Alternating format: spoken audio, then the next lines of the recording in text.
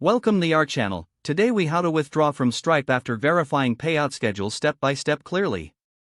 To withdraw from Stripe after verifying your payout schedule, first, log into your Stripe account.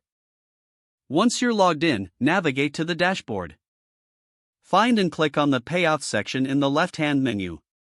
Review your payout schedule to ensure it is correctly set up. If everything looks good, locate the available balance displayed on the dashboard.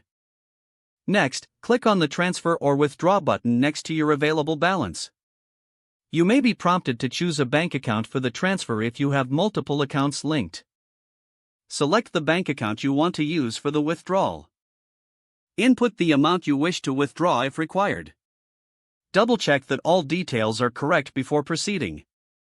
Click on the Confirm Transfer or Withdraw button to finalize the process.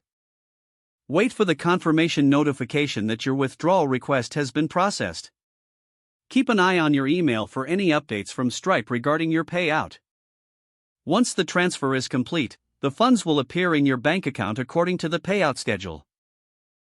If you encounter any issues, refer to the Help section or contact Stripe support for assistance.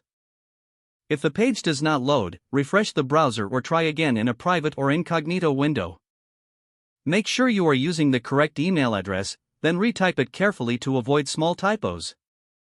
If your password is not accepted, use the Reset option and create a new strong password you can remember. Check your spam folder for verification or security emails, then complete any requested confirmation steps. Enable two-factor authentication if available to improve account security and reduce unauthorized access risk. After signing in, review your profile details so your contact information and settings are accurate and current. If you see an error message, note it down and try again after restarting your device and internet connection. Log out when you finish, especially on shared devices, to keep your account and payment information secure. If the page does not load, refresh the browser or try again in a private or incognito window. Make sure you are using the correct email address, then retype it carefully to avoid small typos.